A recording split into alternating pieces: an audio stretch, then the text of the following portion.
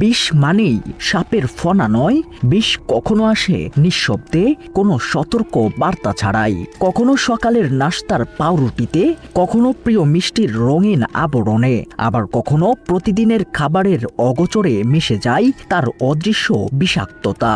এমনকি প্রতিটি নিঃশ্বাসের সঙ্গেও অজান্তে শরীরে ঢুকে পড়ে ক্ষতিকর কণা। এই নীরব বিষের ছোবল যেন ধীরে ধীরে দীর্ঘ হচ্ছে। প্রতিনিয়ত দেশের হাসপাতালগুলোতে বাড়ছে রোগীর চাপ। ক্যান্সার, কিডনি, লিভার, হৃদরোগ সহ নানা জটিলতায় আক্রান্ত মানুষের সংখ্যাও বাড়ছে। বিশ্লেষকদের মতে মানুষের প্রতিদিনের খাবার, নিত্য ব্যবহার্য পণ্য এবং চারপাশের দূষিত পরিবেশের কারণে দিন দিন পঙ্গপালের মতো ছড়িয়ে পড়ছে এসব স্বাস্থ্য ঝুঁকি। বিশ্ব স্বাস্থ্য সংস্থার তথ্যে বলা হয়েছে, অনিরাপদ খাবার ও খাদ্য দূষণের কারণে মানবদেহে সৃষ্টি হতে পারে 200টিরও বেশি রোগ। খাদ্যে ভেজালের কারণে কলেরা, সালমোনেলোসিস, হেপাটাইটিস ও বোটুলিজমের মতো রোগ থেকে শুরু করে ক্যান্সার পর্যন্ত নানা জটিলতা দেখা দিতে পারে বলে সতর্ক করেছে সংস্থাটি।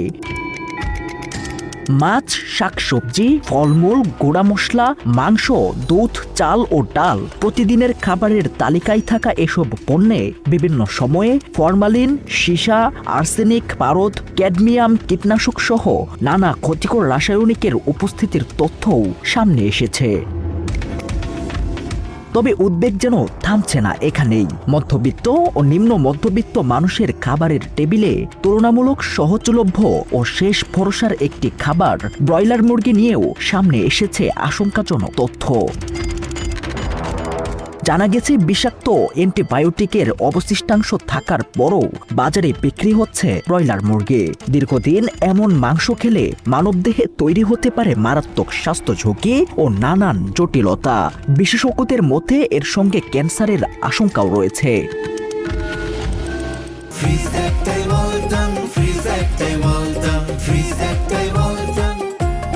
শুধু মাংস নয়, বিষাক্ততার আশঙ্কা ছড়িয়ে পড়েছে ফলমূল ও শাকসবজিতেও। এসব খাদ্যে ক্ষতিকর রাসায়নিকের ব্যবহার যেমন উদ্বেগ বাড়াচ্ছে, তেমনি কেক ও জিলাপিতে অনিরাপদ রং ব্যবহারের অভিযোগও সামনে এসেছে। বিশেষজ্ঞদের সতর্কবার্তা, দীর্ঘদিন এসব উপাদান গ্রহণ করলে কিডনি ও লিভারে জটিলতা তৈরি হতে পারে, এমনকি দীর্ঘমেয়াদে ক্যান্সারের ঝুঁকিও বাড়তে পারে। আমের মধ্যে আপনি ফরমালিন দিতেছেন, কার্বাইডে পাকাইতেছেন, এগুলো সব লিভারের জন্য, কিডনির জন্য ক্ষতিকারক, এবং ওই ফরমালিন ইটসেলফ ক্যান্সার সৃষ্টি করে। তাহলে এই রঙগুলি দিতেছে অনেক কম দাম ইন্ডাস্ট্রিয়াল ড্রাইগুলি, সেটা দিয়ে কেক বানাইতেছে, সেটা গিয়ে পরে কী হয় ব্লাডারের মধ্যে ক্যান্সার সৃষ্টির জন্য। অ্যানিলিন ড্রাই সবসময় ব্লাডারের ক্যান্সারের জন্য দায়ী। অসুস্থ ও জ্বরাক্রান্ত রোগীদের জন্য পাউরুটি অনেক সময় হয়ে ওঠে সহজলভ্য খাবারের অন্যতম অবলম্বন, কিন্তু সেই পাউরুটিতেই পাওয়া যাচ্ছে ক্ষতিকর রাসায়নিকের উপস্থিতি। 2021 সালের একটি তথ্য সেই প্রশ্নকেই আরো জোরালো করে তোলে। তথ্য বলছে, ঢাকার বাজারের 19টি পাউরুটির মধ্যে 16টিতেই, অর্থাৎ প্রায় 84% পাউরুটিতে অতিরিক্ত পটাশিয়াম ব্রোমেটের উপস্থিতি পাওয়া যায়। সেখানে এর মাত্রা ছিল 3.31 থেকে 12.91 ppm পর্যন্ত। অন্যদিকে মানুষের অত্যন্ত পছন্দের খাবারের তালিকায় থাকা জিলাপিও যেন কিছু অসাধু ব্যবসায়ীর হাতে হয়ে উঠেছে আরেক স্বাস্থ্যফাদ। অভিযোগ রয়েছে, জিলাপিকে আরও আকর্ষণীয় করে তুলতে এবং দীর্ঘ সময় মুচমুচে রাখতে হাইড্রোজ নামের ক্ষতিকর রাসায়নিক ব্যবহার করা হচ্ছে। অথচ মানব স্বাস্থ্যের জন্য মারাত্মক ক্ষতিকর এই উপাদানের প্রভাবে কিডনির মতো গুরুত্বপূর্ণ অঙ্গ ক্ষতিগ্রস্ত হওয়ার আশঙ্কা রয়েছে।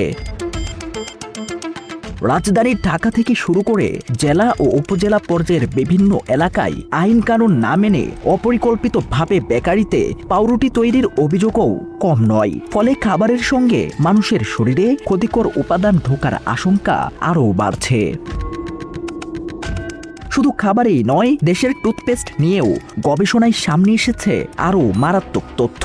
সম্প্রতি পরিবেশ বিষয়ক গবেষণা সংস্থা এনভায়রনমেন্ট অ্যান্ড সোশ্যাল ডেভেলপমেন্ট অর্গানাইজেশনের গবেষণায় উঠে এসেছে দেশের বাজারে বিক্রি হওয়া 34টি টুথপেস্টের মধ্যে 26টিতেই ক্ষতিকর মাইক্রোপ্লাস্টিকের উপস্থিতি পাওয়া যায় এবং এর কারণে ক্যান্সার সহ নানা স্বাস্থ্য ঝুঁকির শঙ্কার কথাও জানায় বিশেষজ্ঞরা। আর মাইক্রোপ্লাস্টিক যদি বডিতে যায় সেক্ষেত্রে ইনফ্লামেশন করতে পারে, আমাদের মাড়ির ইনফ্লামেশন হতে পারে, ভিতরে রাসায়নিক বিক্রিয়া হতে পারে। ভোক্তা অধিদপ্তরের কর্মকর্তাদের মতে খাদ্যে ভেজাল মেশানো অসাধু চক্রের বিরুদ্ধে যেমন কঠোর ব্যবস্থা নেওয়া জরুরি, তেমনি সাধারণ মানুষের মধ্যেও এ বিষয়ে ব্যাপক সচেতনতা তৈরি করা এখন সময়ের দাবি। না, শাস্তির মাত্রা কম এটিও না, আমি তো বললাম সচেতনতার অভাব। শাস্তি যেটি আছে বিভিন্ন আইনে বিভিন্ন রকমের শাস্তির বিধান আছে। নিরাপদ খাদ্য এনে তো অনেক শাস্তির কথা বলা হয়েছে, রেগুলার মামলা দায়ের করলেও জেলও হতে পারে, সেটির বিধান আছে। কিন্তু আমরা চাই যে সচেতনতার মাধ্যমেই তাদেরকে কারেকশন করার জন্য। লাভের অঙ্ক বাড়াতে গিয়ে যেখানে মানুষের জীবন ও স্বাস্থ্যের নিরাপত্তা উপেক্ষিত হচ্ছে, সেখানে সাধারণ মানুষের ক্ষোভও ক্রমেই তীব্র হচ্ছে। খাদ্যে ক্ষতিকর রাসায়নিক মেশানো এসব চক্রের বিরুদ্ধে বাড়ছে চরম অসন্তোষ। আমরা সাধারণ জনগণ হিসেবে তাদের সর্বোচ্চ ফাঁসি চাই, যে তারা এই যে আমাদের যে সাধারণ যে খাবারটা ভালো, মানে আমরা যে ভালো খাদ্য খাবো, সেই খাদ্যর কারণে ক্যান্সার হয়, তারপরে লিভারের সমস্যা, অন্যান্য আদার সকল সমস্যাই হয়। তো সেই হিসাবে আমরা চাই যে এদেরকে সর্বোচ্চ শাস্তি দেন আপনারা। তাদের আসলে সর্বোচ্চ শাস্তি হওয়াটা দরকার, কারণ এই খাদ্য ভেজালের জন্য আমাদের কিডনি ড্যামেজ হচ্ছে, তারপর আমাদের ক্যান্সার রোগ হচ্ছে, বিভিন্ন রোগ বালাই এই খাদ্য ভেজালের জন্যই মূলত হয় আর কি আমাদের মাঝে। সর্বোচ্চ কি শাস্তি চান? সর্বোচ্চ মৃত্যুদণ্ড শাস্তি করলে ভালো হয়। বিশ্লেষকদের মতে দেশে স্বাস্থ্য ঝুঁকি কমাতে হলে খাদ্যে ক্ষতিকর রাসায়নিক মেশানো চক্রের বিরুদ্ধে কঠোর আইনগত ব্যবস্থা নিতে হবে। পাশাপাশি সাধারণ মানুষের মধ্যে নিরাপদ ও ভেজালমুক্ত খাদ্য সম্পর্কে সচেতনতা বাড়ানোর উপরও গুরুত্বারোপ করেছে তারা। রাকিব ইদ্রিস, বাংলা এডিশন।